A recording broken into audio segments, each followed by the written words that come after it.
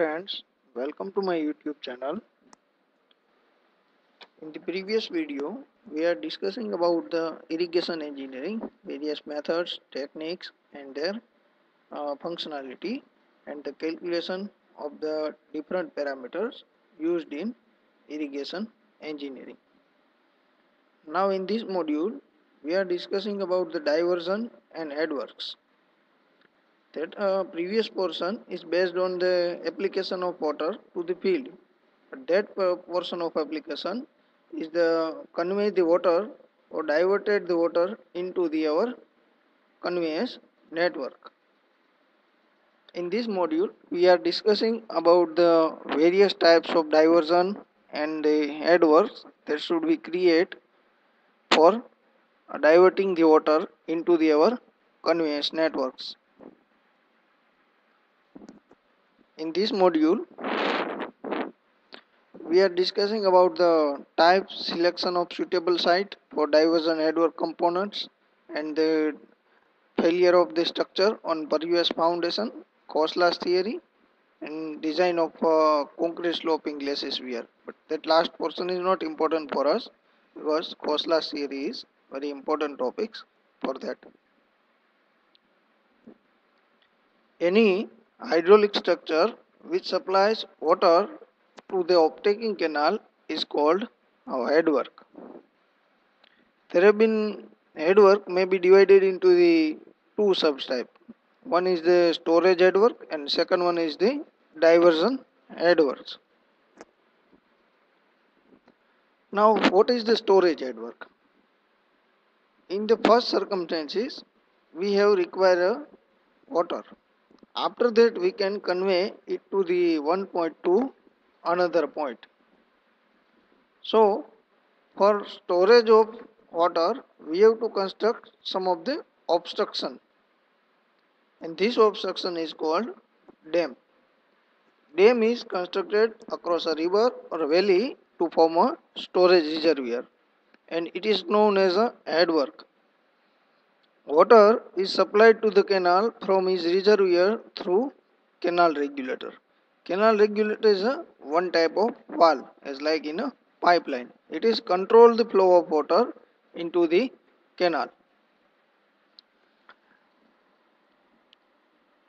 And the storage headwork serves the multi-purpose functions like for hydroelectric power generation, flood control and the fishery. In the hydroelectric power generation, the riverbed canal, the water is diverted into the riverbed canal when we want to run our hydropower plant and when the highest flood is occur and the spillway capacity is exceeded, then we are using the some types of regulation and canal regulators for removal of excess flood that should save the our dam structures. Now another diversion headwork is weir or barrage. It is generally constructed across a perennial river and their function is to rise the water level and divert into the water into the canal and this work is called diversion headwork. And the flow of water in the canal is controlled by the canal head regulator. Now what are the objective of diversion and headwork? We have to understand what are the purpose for constructing these components. It raises the water level on its upstream side so we can divert it into the conveyance networks. It regulates the supply of water into the canal so it acts as a valve. It controls the entry of silt into the canal. So we have to also construct the that types of headwork structure that controls the entry of silt. We are discussing in next. It creates the small pond on its upstream and provides the some pondage. It helps to controlling the fluctuation of water level in river during the different season. Now second topic is where we have to provide the diversion and headwork. That answer is site selection for diversion headwards. The river section at the side should be narrow and well defined. So our cross sectional length of our structure become reduced and our structure become a economical way. And their controlling is also easy. Maintenance cost is lower. So we have to choose that section that should be narrow and well defined.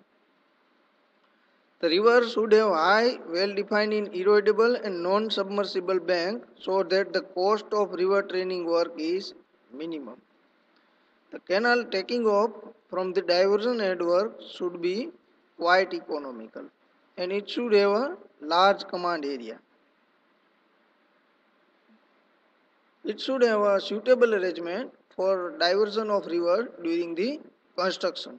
The side should be such that the weir can be aligned at a right angle to the direction of flow in river. We have to provide that structure right angle to the direction of flow of the river. It should be suitable location for underslice, head regulator and other components of diversion headwork. So it should have a proper space for that provisions. Diversion headwork should not submerge costly land and property on its upstream. We are knowing that if you are rising the water level, then the submersion in the upstream may be possible. Good foundation should be available at the site. So we have minimized the cost of foundation and the our structure may also be safe. The required material of construction should be available near the site. The site should be easily accessible by the road or rail. The overall cost of the project should be a minimum. Now we are moving to the components of diversion headworks. One of the component is weir or barrage that should be created for rising of water level into the upstream side. Next is the underslices. Next thing is divide wall. Next is fish ladder, canal head regulator, silt extruder or silt prevention devices, river training work. Now see in the picture is that shows the different components. That is the marginal bund that should prevent the water to flow out from the banks. That is the guide banks. That is the river flow. That is the divide wall. That is silt excluder. That is head regulator from where that can be water is diverted into the canal. That is the weir barrage constructing for rising of water level. That is the fish ladder for movement of aquatic life. Next is the underslice. Now we are understanding each and every component in detail.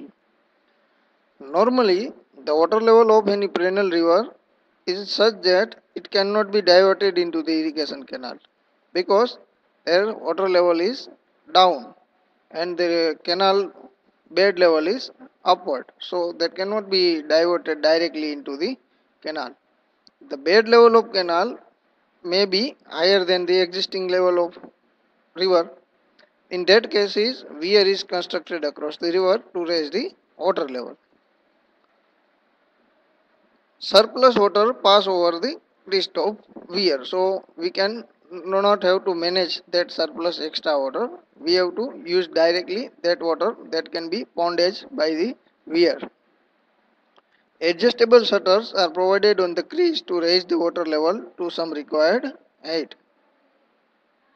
Now that is the weir without shutter. So in that case, we should not have to operate the shutter or open or close the shutters. That is the weir with shutter, right? So the weir HFL is lower compared to that shutter HFL. Next is the barrage. When the water level on the upstream side of the weir is required to be raised to different levels at a different time, so barrage is constructed. In that previous case, we are understanding that we cannot control water level, or the water level control is not too much. The constant water level should be maintained. But barrage is a arrangement of adjustable gate or shutters at the different tires over the weir. Now see the picture of barrage. Barrage with small raised crest. There will be a small raising of crest, so that level is different. But their gate level is higher. That barrage is without any raised crest. That should be started from that bottom point, and that are their gates. That gates is fully controllable, giving the fully controllable depth of water. Now we see in the comparison of barrage and weir. Low set crest, their crest become a lower, and weir is high set crest. Crest means their top portion. Ponding is done by means of gate. If you want to increase the water level, so we have to operate it by gates. And in the weir, ponding is done against the raised crest or partially against the crest and partially by shutter. Gated over the entire length. Shutter in a part length. Gates are of greater height, and shutter are of smaller height up to 2 meter. In that case, shutter is higher. Perfect control on river flow, no control of river flow. High floods can be passed with minimum efflux because we have available gate control. So we can decided to pass out the whole flood. So we are down the gates, and the whole flood are passing from that points. Excessive efflux in high floods because we cannot manage the water level heights and the total heights of weir, because weir is a permanent structure, one type of. Less silting upstream due to low set of crest because there have been no pondage. If we are down the gates, raised crest causes silting in upstream. Longer construction period, and it is a smaller construction period. Silt removal is done through that underslice, and no means of silt disposal because in that weir cases silt disposal is not provided. It is the costly structure. Barrage is a costly structure and weir is a cheapest structure because there is a no movement of parts in the that structure. Now we are moving to the underslice. It is also known as covering slices. The underslices are the opening provided at the base of weir or barrage. The openings are provided with adjustable gate. Normally the gates are kept closed. The suspended silt goes on depositing in front of canal head regulator. When the silt depositions become appreciable, then gates are opened and the deposited silt is loosened with the agitator mounting on the boat. The muddy water flows towards the downstream through the scoring slice.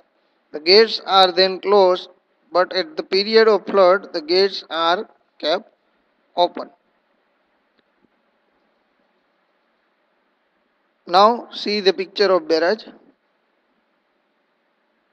That is the one barrage pictures that should have a controllable gates.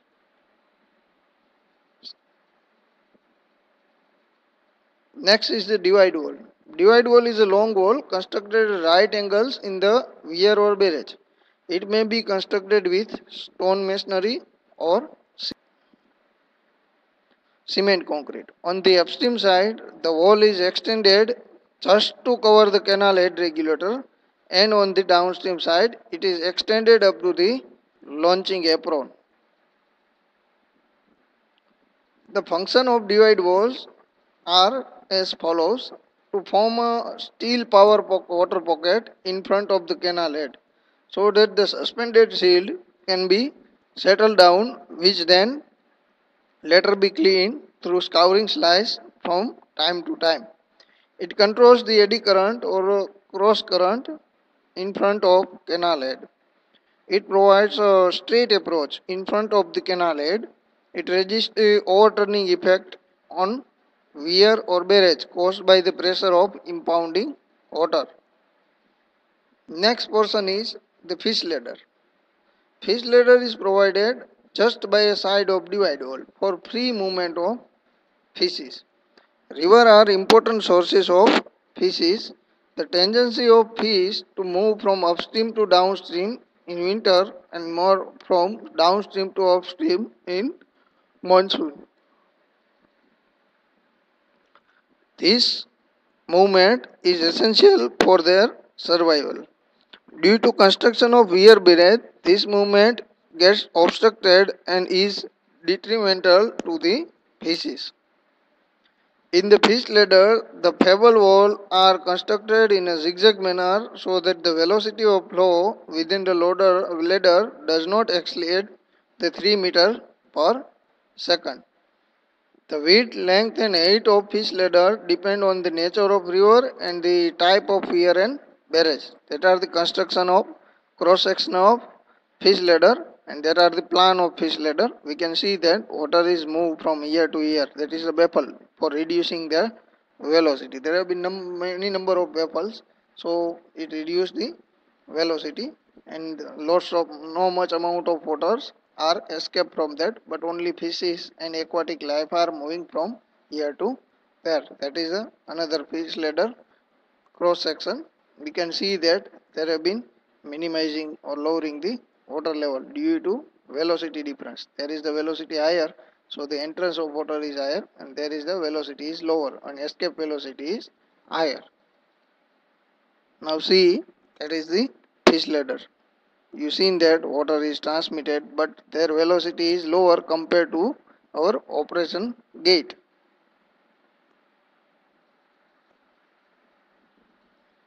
A structure which is constructed at the head of the canal to regulate flow of water is known as canal head regulator. It consists of number of piers which divide the total width of canal into a number of spans which are known as bay. The pier consists of number of tiers on which the adjustable gates are placed.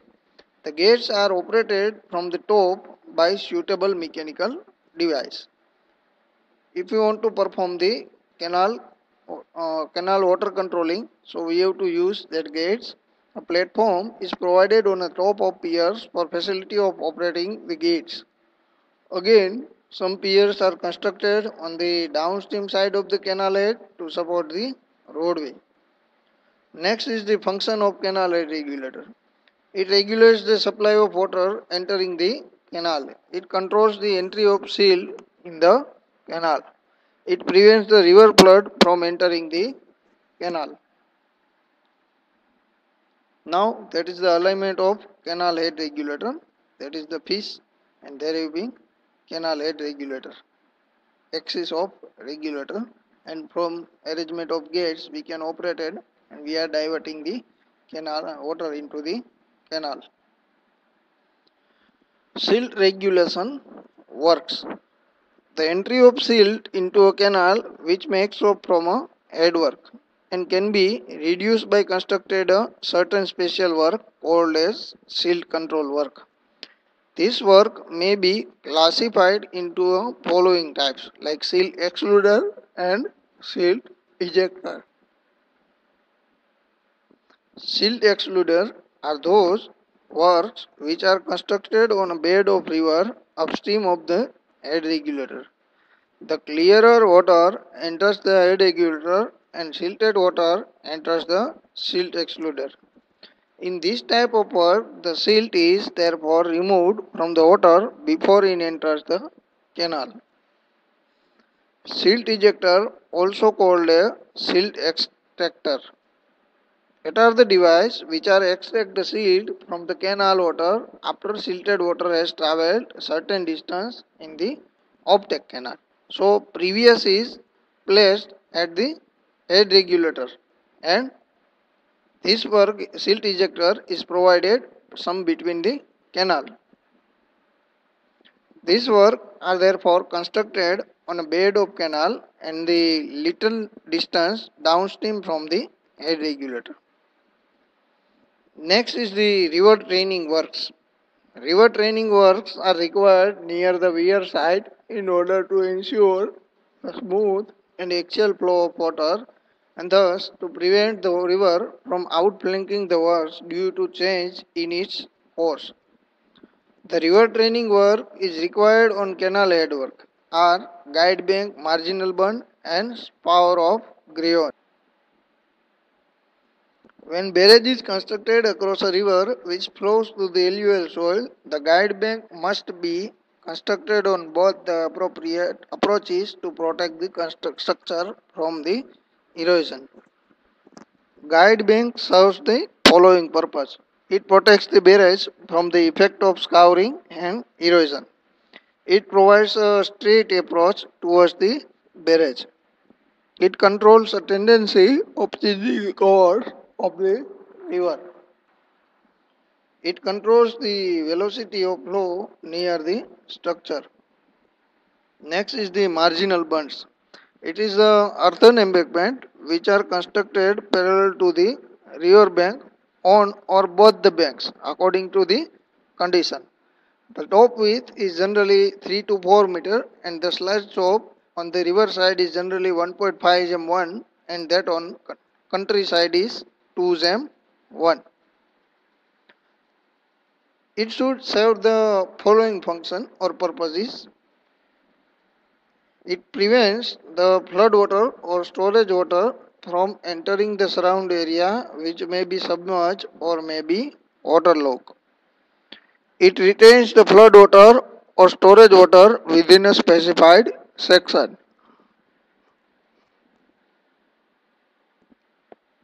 It protects the town and villages from devastation during the heavy flood. It protects also valuable agricultural land. Next is the causes of failure of structure. Why the irrigation structure are fail? We are seeing different types of irrigation structure like we are barrage, dam, canal, head regulator, silt ejector, fish ladder, divide wall. So there have been many components in the irrigation networks.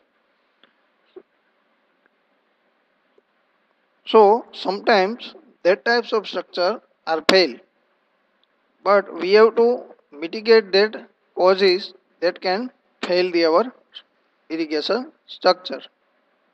And these structures are generally founded on alluvial soil, which are highly pervious, because all in all these situations we cannot available any silt soil.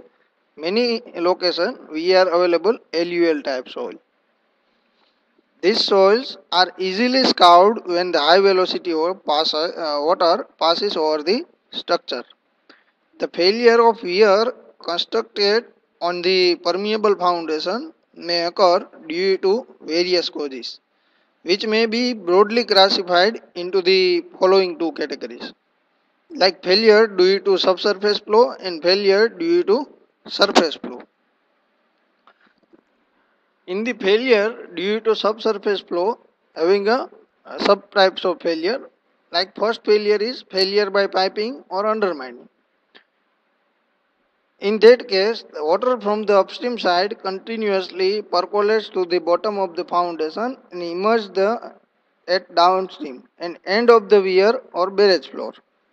The force of percolating water removes the soil particle by scouring at the point of emergence. As the process of removal of soil particles goes on continuously, a depression is formed which extends the backward towards the upstream through the bottom of foundation. इसमें हम देखें तो एक चीज है कि जब भी वाटर एस्केप होता है डाउनस्ट्रीम साइड्स में, तब वो अपने साथ जो लूज मटेरियल और जो सॉइल होती है उसको अपने साथ बहा के बाहर निकाल देता है.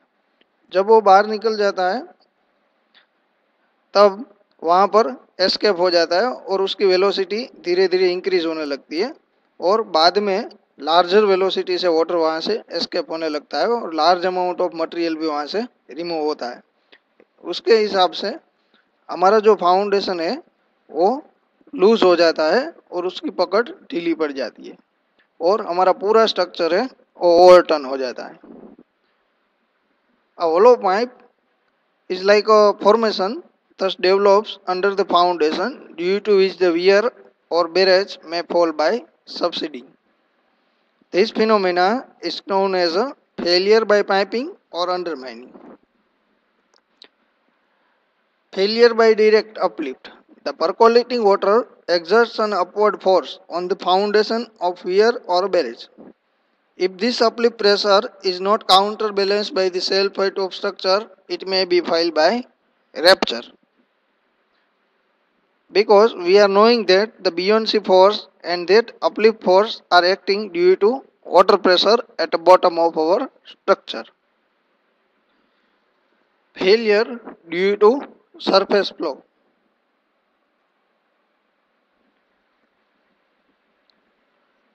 That should be phenomena created at a surface. First phenomena is a hydraulic jump. When the water flowing with a high velocity over the crest of weir or over the gates or barrage, then the hydraulic jump is developed. We are seen in the many cases is that when the gates of the storage reservoir are opened, then the higher velocity of water are passes through that and they are jump from their particular component. But if we do not provide that component, that can scour the our apron bed. The hydraulic jump causes a suction pressure or negative pressure on the downstream side, which acts in a direction of uplift pressure. If the thickness of impervious floor is sufficient, then the structure fails by rupture. If the thickness of floor is not sufficient, so the structure fails by a rupture, by scouring. During the floods, the gates of the barrage are kept open and the water flow with high velocity. The water may also flow with high velocity over the crest of weir. Both the cases can result in scouring effect on the downstream and on the upstream side of the structure. Due to scouring of soil on the both side of structure, its stability gets endangered by the shearing. Now next is the design aspect. Subsurface flow. The structure should be designed such that the piping failure doesn't occur due to subsurface. The downstream pile must be provided to reduce the exit gradient and to prevent the piping. An impervious floor of adequate length is provided to increase the path of percolation and reduce the hydraulic gradient and the seepage force. The seepage path is increased by providing the piles and the impervious floor to reduce the uplift pressure. The thickness of floor should be sufficient to resist the uplift pressure due to subsurface flow. Suitably graded inverted filter should be provided at the downstream side end of the impervious floor to check the migration of soil particles along with the water. The filter layer is loaded with the concrete blocks. Next is the subsurface flow. The piles at the upstream and downstream end of the impervious floor should be provided up to the maximum scour level to protect the main structure against the scour. The launching of aprons should be provided at the upstream and downstream ends to provide the cover to the main structure against the scour. A device required to downstream to dissipate energy for large drops hydraulic jump is used to dissipate the energy. An additional thickness of impervious floor is provided at that point where the hydraulic jump is formed to counterbalance the suction pressure. Floor is constructed as a monolithic structure to develop the bending resistance and it is resistible at the suction pressure. Thank you friends. I hope you are understanding the diversion and headwork concepts and it will be helpful for gaining the knowledge about the irrigation engineering. In the next video, we are understanding about the Khoslas theory and their techniques. Thank you.